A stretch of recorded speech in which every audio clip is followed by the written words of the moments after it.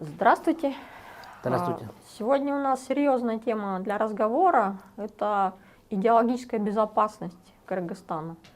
То есть в условиях такого неспокойного мира очень хочется, чтобы у Кыргызстана был мир. То есть у людей Кыргызстана, у нас всех, кто здесь находится, очень разное восприятие мира. Мы все разных национальностей. Вот. У нас разное представление о религии, у нас разные верования, но мы можем здесь друг друга, мы научились понимать, вот, и мы живем пока в мире. А что такое вообще идеологическая безопасность, как она влияет вот, на мир, вот, на то, как развивается или как должна развиваться страна? Говорит ли это о том, что идеологическая безопасность, значит, должна какая-то быть идеология, да? То есть мы же всегда говорим, что мы отказались вроде от идеологии, да, от идеологических каких-то, или мы неправильно это понимаем? Да, вы знаете, вот вы затронули довольно такую и щекотливую, и очень такую вот краеугольную, да, можно даже сказать, основную тему нынешнего бытия, так скажем, да, потому что без вопросов идеологической безопасности, да, без решения ее проблем, вопросов, которые стоят на пути к достижению идеологической безопасности, ни одно общество нормально функционирует и существовать не может. Да? Ну, все говорят, что такое идеология. Идеология, как правило, это система каких-то вот морально-нравственных установок, по которым вот общество, народ живет. Так вот, каковы эти установки, да? Каковы они по природе? Вот один из родоначальников вот современной психологии, да, глубоких вот вещей по работе с подсознанием человека, вот Карл Густав Юнг был такой, он говорил так: вот если у человека и у народа нету глубины, то какие могут быть высоты? Понимаете? А где глубину нам брать, где черпать? А, наверное, вот из истории нашей, да? Кто мы такие, кто были наши предки и откуда мы исходим. И вот морально-нравственные установки вот тех далеких лет, установки наших предков, чем они глубже, чем они древнее, да, вот исторически, тем, наверное, легче ориентироваться уже в этом мире. Вот смотрите, вот у нас, сразу немножко забежим, как бы оградим себя, да, вот от таких вот вещей, как, чтобы не говорили, что вот там где-то вот националистические вещи, еще какие-то вещи звучат, что вот превозносим только титульную нацию, но мы это живем в Кыргызстане. Вот. Основная нация, основной народ, да, государствообразующий у нас кыргызы. Так вот давайте мы и начнем. А кто такие кыргызы? Откуда они взялись? Почему? И так далее, и так далее. Да? Вот сразу говорю, что вот некоторые вещи, о которых я буду говорить, они могут быть непонятны для некоторых ваших слушателей. А многие вещи прозвучат впервые. Некоторых это шокирует, а для некоторых это будет как сенсация. Но я хочу сказать, что вот многие вещи, о которых я буду говорить, они на самом деле взяты из истории, из древности. Они просто как бы были забыты, их специально затушевали. А я просто как подошел к этому делу как исследователь, я просто немножко начал ворошить, раскрывать, копать. Я просто взял то, что уже лежит вот в этих вот, так сказать, слоях истории. Все очень просто. Вот посмотрите, обычно как вот у нас вот специалисты говорят, идеологическая безопасность, она выдерживает испытания, должна выдержать испытания, которые поступают извне. Вот извне какие-то потоки поступают, да, вот эти вот идиоматические, да, идеологические, пропагандистские и так далее, от иностранных государств, от групп государств, да, и так далее, и так далее. И вот стремление выдержать, стремление выжить вот в этом вот океане, да, негативной, вот это вот, больше всего информационного плана такой вот, да, атаки, вот это и есть степень выживаемости, так скажем, вот, национальной идеологии. Без сомнения, да, мы говорим о чем сразу, чтобы было ясно и понятно. Мы говорим о морально-нравственных критериях, которые базируются на таких понятиях, как честь, совесть, достоинство. Да? То, что присуще любому народу исторически. Поэтому, когда нас кто-то пытается убеждать, что вот, а давайте мы жить по-современному, давайте мы принимать европейские стандарты, и нам вместе с хорошими какими-то элементами культуры, да, достижениями науки и техники, вдруг начинают вставать ЛГБТ-ценности, какая это духовность? Где здесь красота души? И так далее. Поэтому тут надо сразу отличать мухи отдельно, а котлеты отдельно. Понимаете? Так вот, возвращаясь непосредственно к кыргызам, истории кыргызов. Во-первых, вот ведь наша наука, да, и историческая, и лингвистическая, и языковедческая, ведь до сих пор никто не определился, никто ничего четко не сказал. Откуда сейчас берется слово «кыргыз»?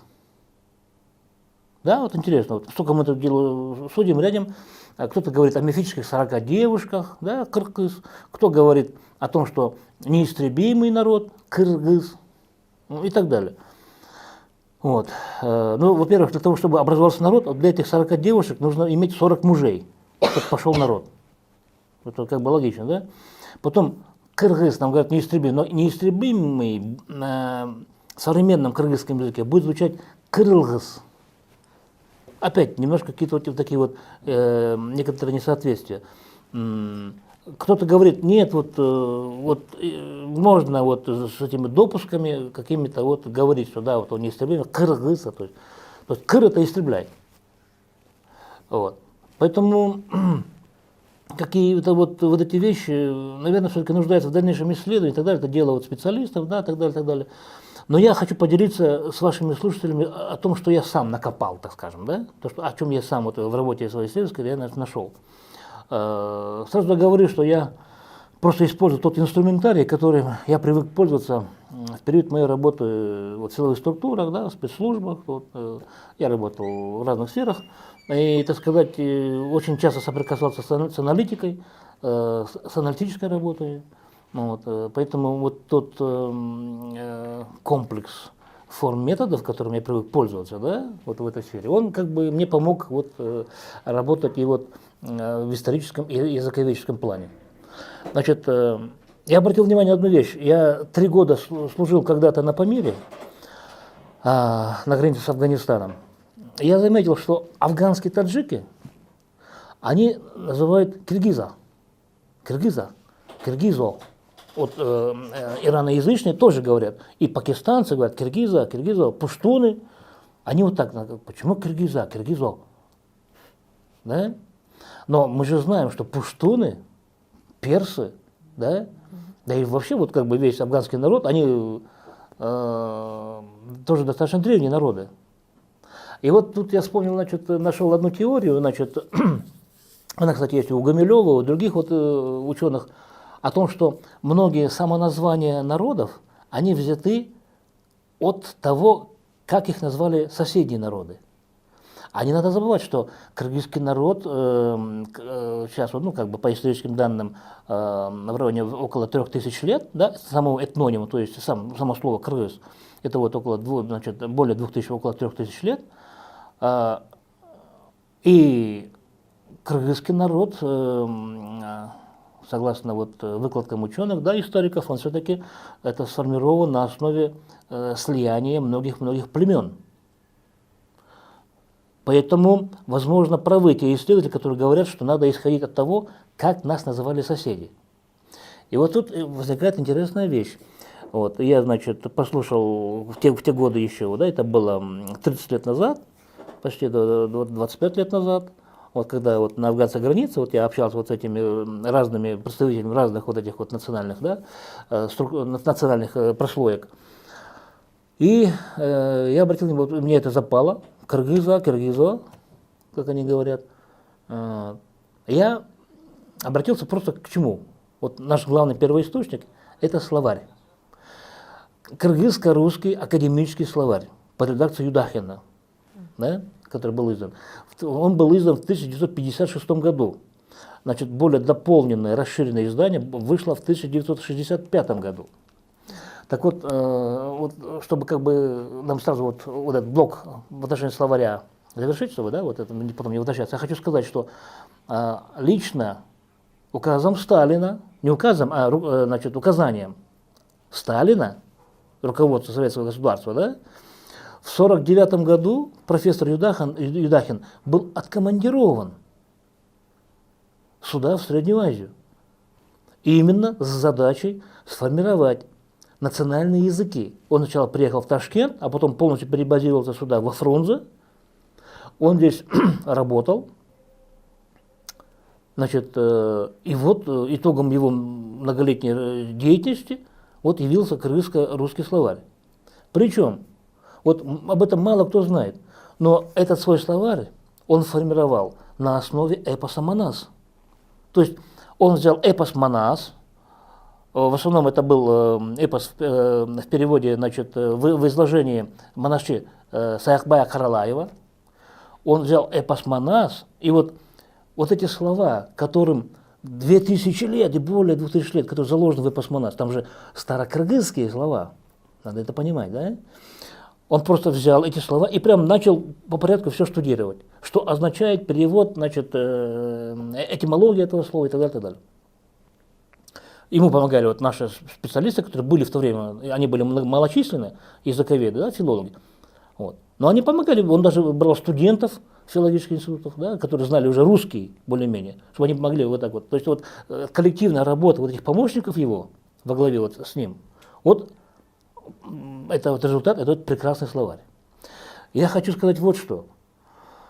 Вот работая вот с этим словарем, я понял одну великую вещь. Вот мы должны быть, мы кыргызы, мы должны быть глубоко благодарны этому человеку, профессору Юдахину. Он сделал невозможное. С одной стороны, вот опять возвращаясь к фигуре Сталина, можно только поражаться. Но вот смотрите, 49-й год. Вот та европейская часть, она в разрухе, в развалинах, после войны. Там проблем выше крыши. Уже на горизонте новая война мировая. Да, американцы разбомбили Хиросиму и Нагасаки, показали превосходство атомного оружия. Значит, СССР выбивался из сил, пытался создать это атомное оружие, создавал, наконец создал. Другие вопросы вот эти вот решали. Но самое главное, экономические вопросы, да, вот эти вот послевоенное вот это строительство, восстановление страны из пепла. И Сталин ставит задачу отправить и поднимать, значит, языки народов Средней Азии. Вот это же надо оценить. Почему он это сделал? То есть почему Совершенно он такой правильно. акцент на язык как бы сделал? С чем Да. это связано? И почему именно кыргызский язык, язык кыргызов, почему он стал главным объектом сосредоточения усилий вот в этом плане. И вот Юдахин создал этот труд на основе эпоса «Манас», еще раз подчеркиваю, и там сохранены основные слова. Это костяк кыргызского языка. Старый кыргызский, нормативный, будем так говорить, язык. Старокыргызский язык.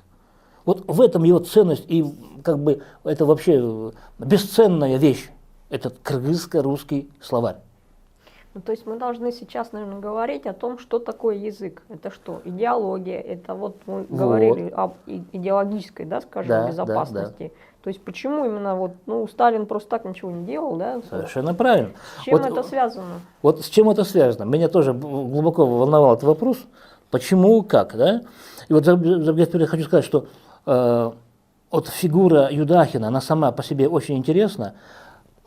В наше время, я вам скажу так, у нас нету таких специалистов, которые могли бы вот проделать вот такой титанический труд. Создать словарь, в котором тысячи, десятки тысяч слов, да, старокыргызских слов. Он сохранил душу народа, получается. Вот только за это уже профессор Юдахина следует отметить высшие награды нашего современного Кыргызстана. Он поистине герой Кыргызской республики. Понимаете? Я ниже буду говорить, и вы полностью убедитесь, согласитесь с моими доводами. Еще раз подчеркиваю, что вот многие вещи, которые я говорю, они могут для многих показаться сенсацией, но на самом деле никакой сенсации нет, это глубоко закрытые данные. Так вот, смотрите, Вот возвращаясь к этнониму кыргыз, да, потому что я упомянул, что это песоязычные, вот пуштуны, там, вот это таджикское население афганское, они всегда называют кыргызо, кыргыза. Значит, берем словарь Юдахина, в нем обнаруживаю гза, слово гза, гзо, вот это, означает пища, пропитание. Кыр – это горы, хребет. То есть, получается, кыргыза – это народ, который даже в условиях горных дебрей может добыть себе пропитание. То есть, выживающий в любых условиях суровых народ. Вот, понимаете, интересно. смысловое значение слова кыргыз. Это люди, которые выживают гор. в любых условиях. А не надо забывать, что пища, еда, продукты питания – это есть главный стержень существования любого народа в любое время. Будь то там 5 век до нашей эры или 21 век нашей эры. Без еды, без питания. Поэтому в те далекие времена, конечно, питание, пропитание – это вопрос решения добычи пропитания. Они стояли на первом месте. И вот народ, который даже в условиях вот этих вот горных, да, высокогорных условий выживает и добывает себе пропитание, способность выживать, да, в таких вот мощных, таких вот негативных условиях, да, горного ландшафта, это вызывает уважение, восхищение у других народов. Поэтому и они говорят, это народ, который выживает в суровых условиях. Вот такие кыргызы. Понимаете? Это вы вот как бы к этому пришли, Я да? к этому это пришел, ваше да. открытие, то есть, Да, по да, сути, да? словарь Юдахина. Обалдеть. Да. Дальше смотрим. Значит, меня очень коробит, когда кто-то вот начинает говорить на тему языка, и потом это называется, использует где-то национальные, националистические нотки. Это неправильно. Надо понять правильно одно. Кыргызский язык, вот все говорят, я общался со многими филологами, в том числе на пространстве СНГ, тюркологи, кстати, мы о них тоже проговорим, все говорят, да, кыргызский язык, он в семье тюркоязычных самый древний, самый архаичный. Хорошо. Самый древний, самый архаичный. Да, прекрасно. Но при этом кыргыз, слово кыргыз, этноним и народ кыргыз, китайские источники говорят 2-2,5 тысячи лет назад. Да? Вот. Другие источники тоже, где-то в районе 3000 лет назад всего. Но это огромный срок. 3000 лет этнониму кыргыз – это огромный срок. Когда у нас, давайте будем говорить открыто, некоторые окружающие нас народы, у них всего лишь 100 лет или 150, там 300. Понимаете? Вот о чем надо говорить-то. Вот откуда корни нашей идеологии. Но нельзя превозносить и возводить в абсолют, что вот кыргызы вот такие древние и так далее, так далее. Нет. Смотрите, кыргызский язык, кыргызский народ, еще раз четко мы говорим, да, вот в районе 3000 лет существования, да, период исторический, как наука определяет. Может быть, он и дальше идет, безусловно, да. Но откуда взялся кыргызский язык? Он же ведь тоже является логическим продолжением того, что существовало до этого. И вот тут все ученые говорят, да, ученые говорят, я пока оперирую то, что говорят ученые. Они говорят, вот да, кыргызский язык, он является логическим продолжением языка гуннов. Гунны, скифы, то есть вот все эти вот кочевые народы, все эти кочевые цивилизации, вот мы как бы вот это переняли, да, вот в течение хода времени, вот логично, да, вот это вот мы переняли вот эту историческую вот эту платформу, мы сохранили и уклад, и быт, да, и, естественно, язык. Это язык гуннов, еще раз мы говорим. Гумилев, да, основа этого понимания – это Гумилев.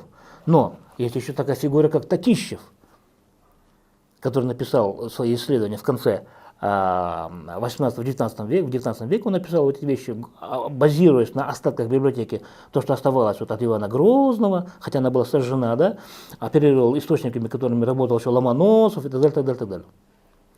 То есть, как бы вот эти вот исследовательские выкладки, они имеются на протяжении вот большого длительного периода. Да? Итак, кыргызский язык – это следствие гуннов, да, языка гуннов и так далее, так далее. И вот тут, смотрите, интересная вещь встает.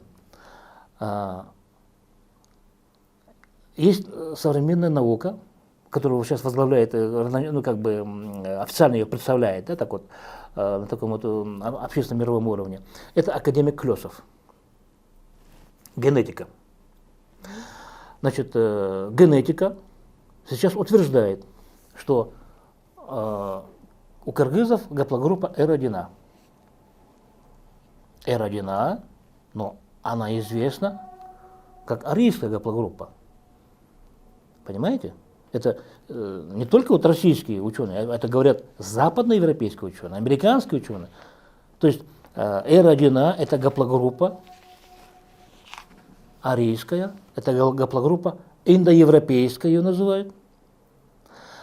И начиная с 2001 года ее начали называть славянской. Почему? Объясняю. Значит, в 2001 году Канадский медицинский университет, который в то время был таким вот самым перспективным и таким вот репрезентативным заведением, где на тот период, где вот он проводил единственное ДНК-исследование. И вот все какие-то спорные случаи по установлению ДНК и так далее, все обращались к нему туда. Вот. Ну, сейчас картина изменилась, сейчас можно это сделать везде, у нас ближайший центр в Алмате, вот так далее. Но 2001 год, значит, именно этому канадскому университету делегировали полномочия там, от Всемирного здравоохранения, другие структуры. Значит, суть в чем? Они начали проводить программу исследовательскую вот на пространстве Евразии. Вот Евразия, да, вот начиная с Дальнего Востока, вот, Вьетнам, Кампучия, Филиппины, и вся Евразия, и заканчивая значит, скандинавскими странами. Вот вся Евразия. Главная цель – определить, какие группы основные живут, да, ДНК, Y-хромосома, X-хромосома, значит, кто является кому родней, вот так упрощенно скажу. То есть они определяли родственные группы.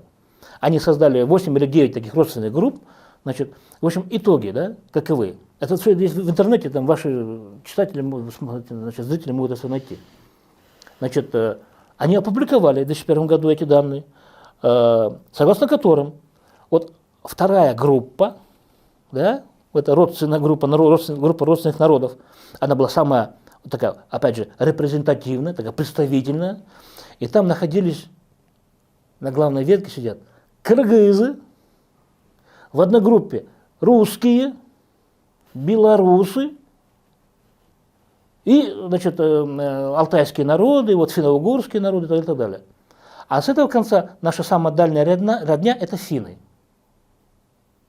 То есть вот она, родословно. То есть это группа народов, объединенная гаплогруппой R1A. И там же вот народы, значит, Европы, это славянские народы, ну, вот, Чехия, Словакия, Польша, значит, и так далее, так далее. То есть вот, возникает вопрос, а что делают не кыргызы? Но наука вещь упрямая. Да? Значит, дальнейшие исследования что показали? Вот Клёсов определил, что у кыргызов гаплогруппа R1A, индоевропейская, еще раз подчеркиваю, да, арийская, да, и славянская ее называют. Почему называют славянская? Вот после исследователей канадцев, они определили, что, оказывается, вот это вот, во-первых, они точно установили, что это именно арийская гаплогруппа на пространстве Евразии. И почему она индоевропейская? Потому что она объединяет, как бы объединяет, она имеет самую наибольшую географию распространения. И она больше всего имеется именно у славянских народов, которые сейчас вот в нашем понимании. Да, вот еще раз говорю, вот это вот, Восточная Европа, это Беларусь, да, вот это Северная Украина нынешняя, значит, вся Российская Федерация, да, и вот она уходит так вот, таким клинышком в Среднюю Азию, и мощное пятно этой гаплогруппы – это кыргызы, то есть славяне, да, вот. Поэтому вот эти вот последние исследования, то, что сибирские кыргызы, тяньшанские кыргызы – это одно целое, это как бы все бьет в одну точку, все понятно. Но тогда получается так, что раз нас официальная наука, генетика, помещает в славянскую группу семьи, значит, кыргызы славяне. Как так? Как так? Очень интересно. Так вот, самая интересная вещь, что это был 2001 год, подчеркиваю, эти данные, значит, были опубликованы, и в 2002 году, значит, я говорю реальные вещи, значит, зам главного редактора газеты «Дело номер», если вы помните, у нас была такая газета, которая была газета номер 1 у нас в Кыргызстане, и зам главного редактора Вадим Ночевкин, он обратился ко мне с просьбой верифицировать эти данные, то есть как проверить, вот, как бы, как по-нашему говоря, пробить, уточнить. Ну, вот как бы сделать по старой дружбе там. Вот. Я погрузился в эти материалы, они все были на английском. Он все это вытащил с интернета, распечатал. Потом это дело мы перевели на русский язык. Да? Эти материалы до сих пор хранятся у меня, и у Вадима Ночевкина они есть. Но суть в чем? Он просто просил меня посмотреть критическим взглядом, что, как, чему. Я, конечно, удивился этим, вот то, о чем я рассказываю, да, я удивился. Я посмотрел, все хорошо. Конечно, удивительно, что мы в одной группе с русскими. Так далее, так далее. Кроме нас, азиатов там нету. Но данные официально, вот этого международно признанного канадского медицинского университета, и ему данные, кстати, представляли все вот эти страны, народы, и наш Минздрав Кыргызской республики тоже давал вот эти необходимые данные, да, вот эти вот. И вот суть-то в чем, что в основном это идет по Y-хромосоме, родство, по Y-хромосоме, то есть по отцовству. То есть, как говорят у нас, как кыргызы говорят, атасы-бир, один отец. То есть один отец у славянских народов, вот мы и пошли, вот народы, да, вот. Так вот, я закончил эту мысль, да, что почему «Дело номер» заинтересовался этими вещами. Они это дело старались, значит, хотели опубликовать в своей газете. Вот. Но каким-то образом там руководство, значит, редакция газеты «Дело номер» решили там что-то там посоветоваться и направили эти материалы тогдашнему, значит, по-моему, он был тогда Феликсу Кулову, он был, по-моему, премьер-министром, то ли кем-то, ну, надо посмотреть, он занимал какую-то ответственную должность. Феликс Кулов, наверное, помнит этот эпизод, да, но, в общем, это дело так или иначе, в общем, дошло до президента Акаева.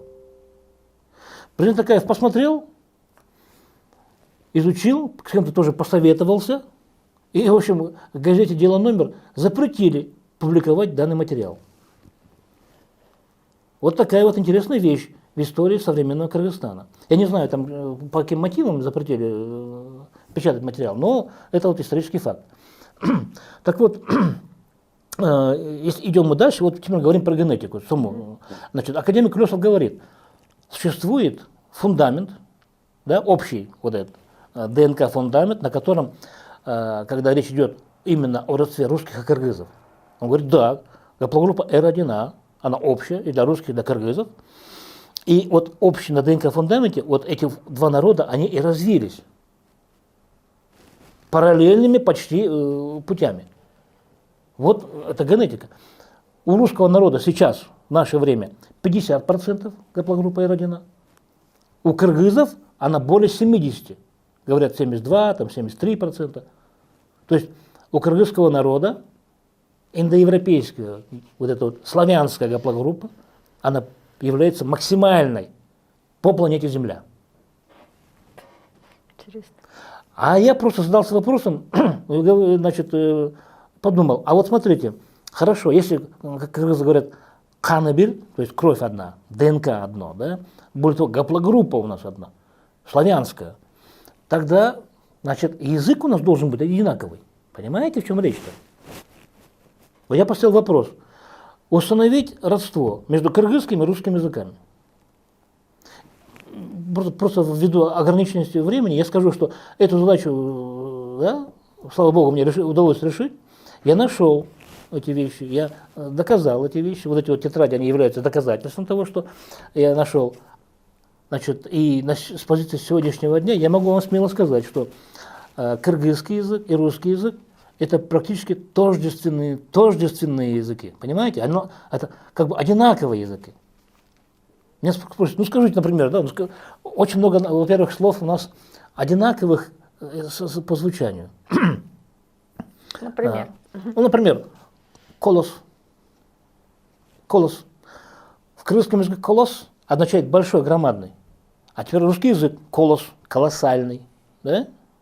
Ну, колос это... Не, колос это вот зерно, а вот почему, кстати, почему пшеничный колос? Потому что это основа, без пшеничного колоса не будет. Хлеб – основа пропитания человека. Это колоссальное значение вот в этом колосе. Вот и все. Значит,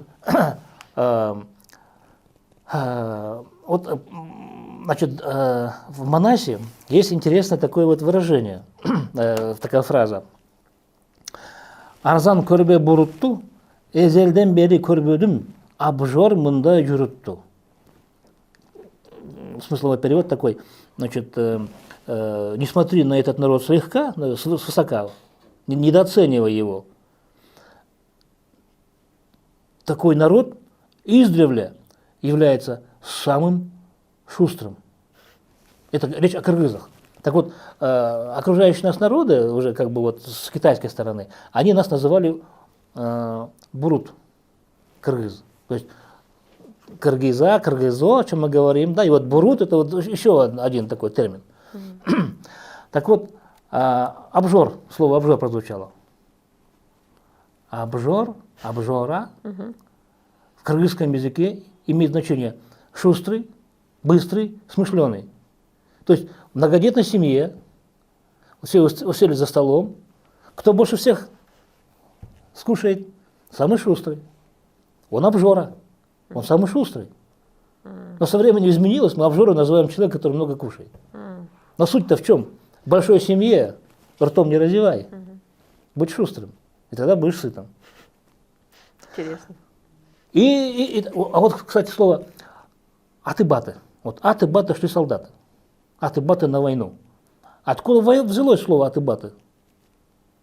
А я нашел. Значит, смотрите. Атабат – кыргызское слово. Это старое кыргызское слово. Атабат. Атабат, быть в состоянии атабат – это значит быть в состоянии войны, быть в состоянии вражды с кем-то. И вот когда идет состояние войны, кто идет на войну? Солдаты. Солдаты. Аты-баты шли солдаты. Аты-баты шли солдаты. Понимаете? Что значит вот слово, вот чем отличается царь от короля, знаете? Наверное. Царь, король. Форма. Русский язык, понятно, да? Это вот все уходит, потом скандинавские языки, да, вот слово, через них все в запад. Но в чем принципиальное отличие двух понятий? Царь и король. Вот царь – это цар, цар. Это старое кыргызское слово. Это славян Рюдахина, еще это подчеркиваю. Цар – это тот, кто ограничивает кого-то. Вот кто-то начинает выходить, так сказать, через красную черту, начинает заниматься коррупцией, начинает заниматься непотребными вещами в системе государства. Царь что делает? Он его приструняет. Он колет его своей булавой. Бум! Ну-ка встань, ну-ка не выходите из рядов. То есть у кыргызов есть слово «четтен чыкпагла». Все, бум, он приструняет. Вот приструняющий, вот это царь. Понимаете? А теперь что значит король? А король, это когда огромное кочевье гуннов покоряли все города и вещи Евразии. И когда вся Евразия, начиная от Древней Индии, Северный Китай нынешний, да, значит, Дальний Восток, Камчатка, вся Сибирь, да, значит, вот здесь вот вся Средняя Азия, да, Передняя Азия, Западная Азия, то, что мы сейчас называем Ближним Востоком, Древняя Греция, Месопотамия, значит, и вся Европа, включая Скандинавию, вот это все были земли гуннов. Это, опять же, значит, историческая наука говорит, в первую очередь западная историческая наука, это были гунны. Поэтому кто? Те же самые, значит, скандинавы, они говорят, что их легенды говорят, что они ведут свое родство от древних гуннов, опять же, и так далее, и так далее. Так вот,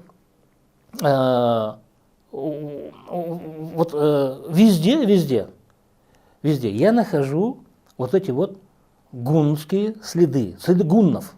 Какие, в первую очередь? Языковые. Вот когда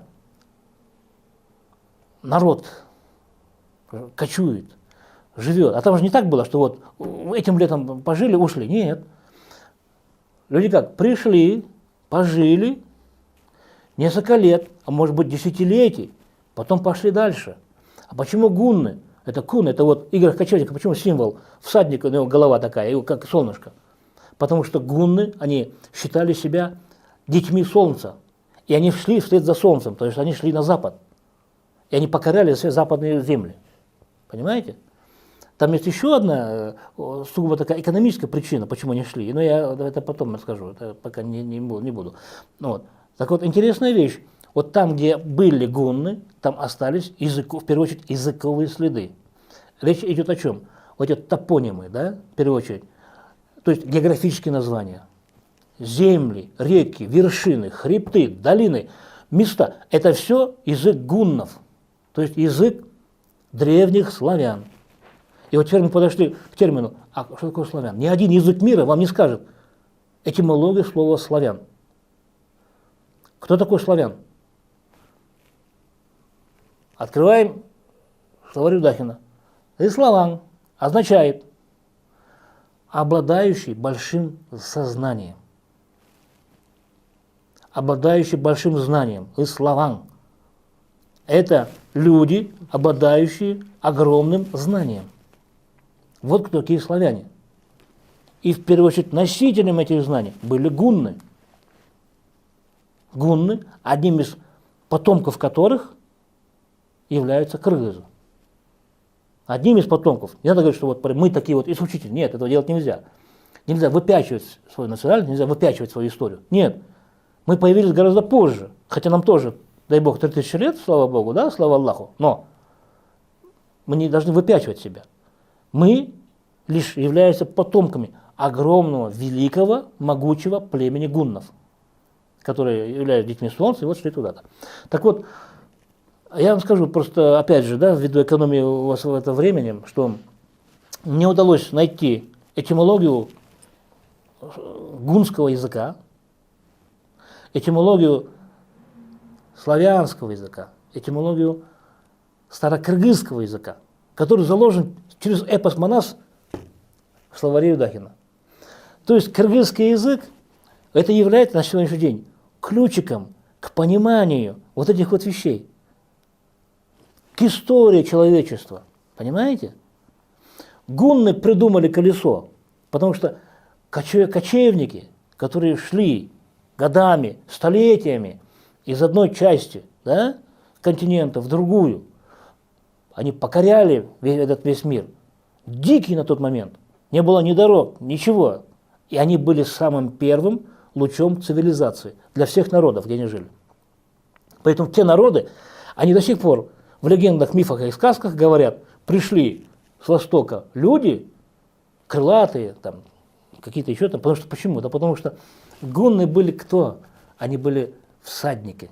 Ни один народ тогда не имел культуры животноводства. Никто еще не оседлал лошадь. Это сделали первые гунны.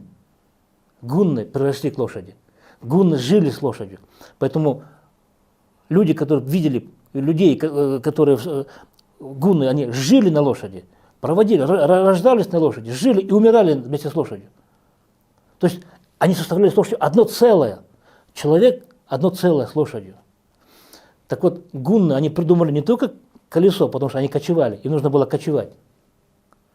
Они придумали кибитки, они придумали повозки. Да? Но гунны, я вам скажу так, гунны придумали, во-первых, способы возделывания шерсти. Когда Европа еще ходили в шкурах, да? Это вот Астерикс и Обеликс, это история. Когда они ходили в шкурах, к ним пришли гунны, в чем? У них уже была шерстяная одежда, они разводили овец, они уже ткали ковры и так далее. После этого пришла эпоха материи, научились материал производить. Материал на старокыргызском языке, опять словарь Юдахина, это мата. И вот это вот мата, вот этот самый первичный материал, который делали его, да, он был такого желтоватого цвета. Это был сармата. желтая материя, буквальный перевод. Сарымата. Так вот, сармата. Вот оттуда пошло слово сарматы. Понимаете? Вот. Теперь мы говорим про скифов. Про гуннов мы сказали, сармат. Скифы. Кто такие скифы?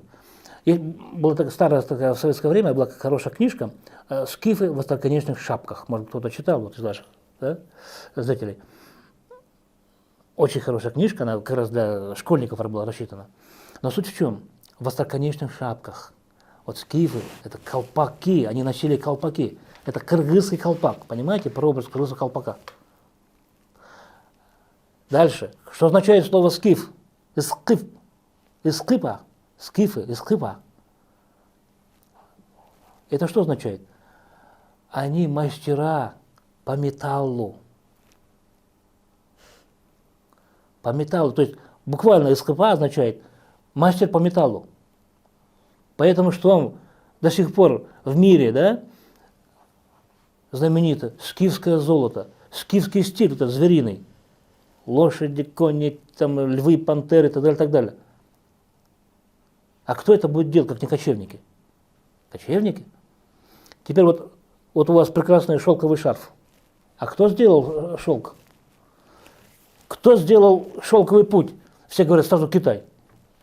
Дорогие мои, китайцы живут у себя в долине между двумя реками, в тот период, двумя реками, Хуанхэ и Янцзы. Если бы китайцы мотались бы в Европу и обратно, были бы какие-то китайские названия. Но вся Евразия, подчеркиваю, это все название из языка гуннов. Это старославянский язык. Понимаете? Кто лучше всего знает территорию, кроме кочевников? Они мотаются взад-вперед. Понимаете? С Дальнего Востока в Прибалтику, в Скандинавию, в Грецию и обратно. Кто лучше их знает эти тропы, маршруты? Я еще раз подчеркиваю, тогда не было никакого трансфера не было, никаких дорог, ничего не было. Были только конские тропы. Хорошо еще от повозок там оставались следы. Вот о чем-то речь, понимаете? Дальше. А кто лучше всех будет обеспечивать безопасность этого продвижения товаров? Везде грабители, да, извините за выражение, в шкурах с дубинками готовы там наживиться. Кто обеспечивает сохранность проводки караванов? Лучше, чем кочевники. Так вот, шелковый путь – это есть изобретение, эксплуатация и продвижение новых технологий того периода гуннами, кочевниками. И порох они изобрели. Но самое интересное, что именно гуннам принадлежит, кочевникам, принадлежит слава чего? Металла. Металлопроизводства. Сначала бронза, медь, а потом и железо. И вот тут я хочу вам сказать, что напрасно называют баранов баранами. Это искаженное понимание, к сожалению, нынешнее поколение людей, они исказили очень многие смысл тех слов, которые были в древности. Дело в том, что была такая интересная технология, по которой вот кочевники идут, гонят стадо баранов. Вот они год живут в этой местности, 2 года живут, и вот на одном из склонов отара овец приходит, у них шерсть другая, она блестящая, она лоснится, они траву кушают. Так вот там, где шерсть лоснится, она блестящая, и когда человек трогает эту шерсть, остаются следы такие блестящие. Значит, вот это склон горы, там имеется железная руда. Поэтому баранов назвали, это старославянское название, баран. Есть знание, есть ум у этих баранов. Они умные, они знают, где металл лежит, понимаете? Так вот, гунны, когда приезжали в те города и вещи, да, вот, ну, их не было, конечно, городов. Итак, они составляли единое целое с лошадью. И они могли доставать железную руду. Железная руда, это будет кен. До сих пор слово кен. И вот они, представляете, да, всадник, слитый со своей лошадью, еще и может находить кен. Кен-товар. Кен-товар, то есть он тот, кто может находить железную руду. Кен-товар. И вот приезжают всадники, находят руду, их называют кентавр. Кентавр. То есть торс человека, а тело лошади. Вот кто такие были наши предки гунны. Мы упомянули Грецию. Вот смотрите, сами греки указывают, что их народ произошел от древнего народа, который пришел откуда-то с востока, Пеласка, они говорят, Пеласка. Вот древний народ Пеласка. Но вы хоть в Яндексе, хоть в Яху, хоть в Гугле, вы ничего не найдете. А что означает этимология слова Пеласка? Словарь Юдахина. Пеласка означает, вот даже нынешние ваши, вот, кто меня слушает, ваши вот, слушатели, они определяют, кто кыргызоязычная часть публики, да, аудитории, пейласка, пейль, то есть благородство, вот это вот стремление дать ближнему что-то, поделиться, вот это вот стремление одарить кого-то, оно безграничное. Это называется пейласка. Так вот, заканчиваю, просто времени у вас мало, я заканчиваю вот этот блок европейский, да, хочу сказать, что Скандинавия, вот этот, там все, прямо именно Скандинавия, она прям кишма кишит вот этими старокыргызскими, старославянскими, гунскими названиями. Все долины, рек, все. Я просто, кому надо, я потом расскажу, там вплоть до отдельных мыслей и так далее, и так далее. Да, к этому, это интересная тема. Так вот, я хочу о чем сказать-то. Вот она идеология-то, национальная. Вот куда надо идти. Просто два штриха с другого конца материка. Индия. Вот эти вот древние индийские храмы, которые высечены из бронзы, из базальта. Нынешняя технология обработки камней и металлов не позволяет сделать то, что сейчас стоит в Индии, которое уже тысячелетия. Но там высечены слова на санскрите. Санаскрит, санскрит. Мысль, скачущая мысль. Вот что такое санскрит. Скачущая мысль, прыгающая мысль. Уже тогда человек думал об этом, понимаете? Так вот, на санскрите написаны слова. Значит, я беру это с интернета, ничего не придумываю. Значит, перекладываю на язык старославянский, на старославянский, старокыргызский язык, беру словарь Юдахина. Мне удалось расшифровать некоторые вот эти вот надписи. Там есть один храм, очень интересный, который охраняется постоянно силовиками индийскими. Туда запрещен вход абсолютно каких-нибудь иностранцев. Туда только священнослужители заходят. Значит, в этом храме, он сам такой имеет такую форму огромной большой пирамиды такой, и выступают такие, как бы там, как крылья, очень похожие на космическую ракету. И там внутри находится какое-то железное тело, металлическое тело, да, какой-то объект металлический. Вот. В годы английской оккупации Индии европейцы туда заходили, смотрели, там они говорят, да, там какой-то космический объект огромный, большой стоит. Вот. Но туда сейчас вход запрещен, никто не заходит. Но самое главное, снаружи слова. На санаsekirte. Это что? Значит, там буквально написано следующее, мне удалось прочитать. Буквально такой перевод. Значит, поди ниц и словами молитвы оживи этот механизм. Старокыргызский язык. Еще раз подчеркиваю. Словарь Юдахина помогает в этом. Понимаете? И там, значит, дальше, значит, надо нажать какие-то вот эти вот кнопки. То есть сначала надо сказать, то есть надо пасть ниц перед Богом, сказать какую-то молитвенную формулу, она тоже, кстати, высечена там, да, и потом провести некоторые манипуляции там с механизмами, и все, садись, ракета полетит. Вот что написано. Другой храм тоже высечен в скале, да? Значит, буквально его перевод звучит так. Значит, этот храм создан для песнопения, то есть во славу Бога там песнопение. Опять же, старокыргызский язык.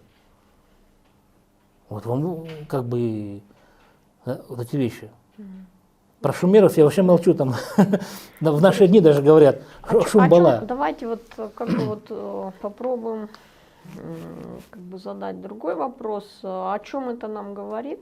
То есть вот в Как это современных использовать? реалиях, да, то есть вот опять же возвращаясь к нашей идеологической безопасности, да, то есть мы не должны ограничивать себя, да, то есть не ограничивать, не смотреть свысока на свой язык, там, на русский, Да, на да. кыргызский, на все, наверное, языки, которые вот надо пристально посмотреть на все тогда языки, которые вообще у нас на территории находятся, да. Совершенно правильно. И как бы, наверное, сложно загонять кого-то под какую-то рамку или в какие-то рамки, да, ну, не знаю, там какие-то вот, как вы говорите, внешнего влияния, да, то есть сейчас происходят, наверное, какие-то такие Да, да, да. как бы попытки. Вот теперь вы поняли, Мгм. насколько древний, архаичен кыргызский язык, о котором, как говорил, утверждает наука, да?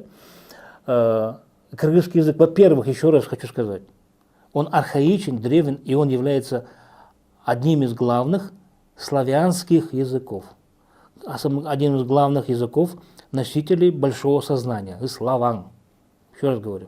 Да? Вот что нам надо уяснить. Мгм. Над этим вопросом работал еще, кстати, Ломоносов, который утверждал, что русский народ тоже произошел от гуннов. Ломоносов утверждал. Татищев, потом на эту тему писал Блок, Есенин, наконец Пушкин. А Пушкин вообще, он даже глубоко уходил в исламскую тему, опять же. Так. И главная фраза там какая звучит? Да, гунны мы, да, скифы мы, жадными, раскосыми очами. Вот кто такой русский народ.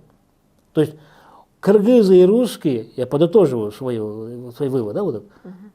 Кыргызы и русские – это два главных кровных родственных народа на этой земле. Роднее вы никого, может, не найдете даже. Это говорит, что богатство это языка, это говорит общая вот эта ДНК-платформа, это говорит общая гаплогруппа, это говорит единство крови и единство языка. В последнее время очень много говорится вот об объединении, да, то есть Центральную Азию хотят объединить с Афганистаном, ну, скажем, страны. То есть кто-то говорит, что нужно объединяться на площадке как бы турецкой, да, то есть вот как бы тюрков, да. А вот ваша вот эта находка и ваши вот эти вот умозаключения, как вы это видите, вот как оно ложится в этот контекст? Все очень просто. Вот посмотрите, нас, вы очень правильно заметили, нас искусственно вогнали в две сферы, которые не свойственны нам. Во-первых, нас обозвали Центральной Азией.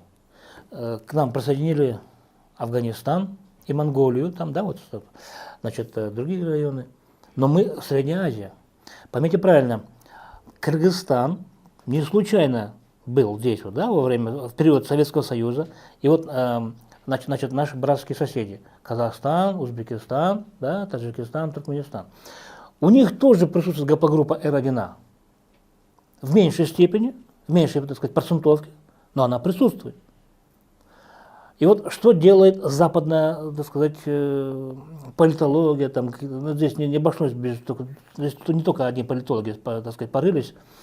К нам, вот, так сказать, присоединили искусственным образом Афганистан и обозвали нас Центральной Азией.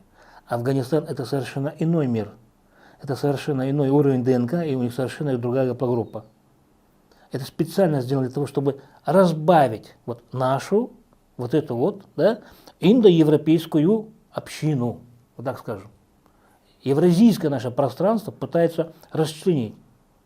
Мы не против Афганистана, там тоже живут хорошие, добрые люди, но и исторически, логически, значит, кровно, да, вот эта тематика, родственная тематика. Мы разные народы, мы жили в разных эпохах, в конце концов. Вот о чем речь. Я хочу четко сказать, чтобы вот ваши зрители понимали. В годы советской власти, смотрите, когда приехали сюда легендарные 25-тысячники из России, у нас построены были заводы, фабрики, больницы, да, школы, детсады и так далее, и так далее. Проложена линия электропередач, построены дороги. У нас развита инфраструктура. Афганистан, вот Ваханский коридор, где как раз 3 года я прослужил, Ваханский коридор с той стороны, кстати, Ваханский коридор населен кыргызами, нашими родственниками. С той стороны все, Афганистан, там Пуштунистан и так далее, и так далее. Это совсем другой народ. Так вот, они жили почти 200 лет под властью англосаксов. А теперь сравните, какого уровня достигли мы за годы, за 70 неполных лет советской власти. И за 200 лет Афганистан как был в галошах, они так и остались. Так вот, нас хотят искусственно затормозить наше естественное развитие, хотят полностью поставить крест на нашем славном прошлом, да, и вогнать нас вот этот пещерный уровень, который придумали для нашего региона англосаксы. Где справедливость? Второй момент. Вот буквально 2 недели назад, значит, конференция тюркоязычных стран. Вот, значит, они, другого слова нет, они изобрели новый алфавит для тюркских народов, в котором 34 буквы. Но это старая песенка, это, опять же, мы говорим открыто, это под действием англосаксов, да, постоянно они наускивают Турцию бедную, вот, которая, опять же, не имеет никаких оснований возглавить тюркский мир, так называемый. Почему? А потому что здесь есть два момента. Значит, дело в том, что тюрк, само слово тюрк, его нету в нашем классическом академическом кыргызско-русском словаре. В кыргызском языке нету слова тюрк. Его нету слова, это слово нету в Манасе, эпосе Манас. Огромный, как океан, как говорил Чингиз Айтматов, огромный, как вселенная, как космос, эпос Манас не содержит слова тюрк. Разве это не настораживает? Это слово, оно появилось позже, гораздо позже. И в нынешнем понимании слово тюрк означает всего лишь жителей Турции. Вот о чем надо говорить. Так вот, это мина замедленного действия. Его нету в лексиконе, и не было у него в лексиконе кыргызов. Его ввели искусственно, западная политология. И я вам скажу откровенно, что вот беседуя с тюркологами, они говорят, я говорю, объясните мне историю возникновения термина тюрк, откуда взялось. Да, вот там ссылаются на вещи, ну, в общем, итог такой. Все говорят, было племя, древние тюрки, вот они были мощные, так, развитые, но они вымерли, их сейчас нету. Но вот их язык, он объединяет многие страны народа. Я говорю, стоп, вы сами говорите, что кыргызы самые древние, архаичные. Почему вы называете целую группу народов, которые образуют чуть ли не половину Евразии, вы называете их по названию вымершего племени? Где логика? Понимаете, о чем речь-то? Опять же, во что нас вгоняют? Вот эти прокрустово ложе, вот непонятных этих вот понятий, вот этих полутона, опять полунамек, эти сферы, но нас разрывают, нас хотят оторвать от славной истории наших предков, хотят оторвать вообще, да, от славянизма, мы будем говорить открыто, мы славяне, мы люди, мы потомки людей, обладающих большим мышлением. Так вот, почему в современном кыргызском языке у нас 36 букв, нам пытаются всучить алфавит, в котором 34 буквы? Что вы творите с нашим языком? Кто вам позволил? Любая память народа, она основана, связана с чем? С языком. Язык – это что такое? Это слова. Слова – это буквы. Буквы имеют обозначение и свой звук. Вот одну цепочку уберите, не будет сознания народа, не будет истории народа, не будет языка, значит, не будет и самого народа. Вот надо уловить вот этот момент, понимаете? Нас хотят подменить, вот одну цепочку убрать, вот вам алфавит, да еще на какую-то латиницу. Понимаете? Ну, Кирилл, вы откройте, я специально домашнее задание для ваших слушателей. Откройте, посмотрите, что означает Кирилл, кириллица. И вы поймете. Так вот, нынешние потуги, да, внешнего мира, вот как раз это и есть главная опасность нашей идеологии, нашей национальной идеологической безопасности.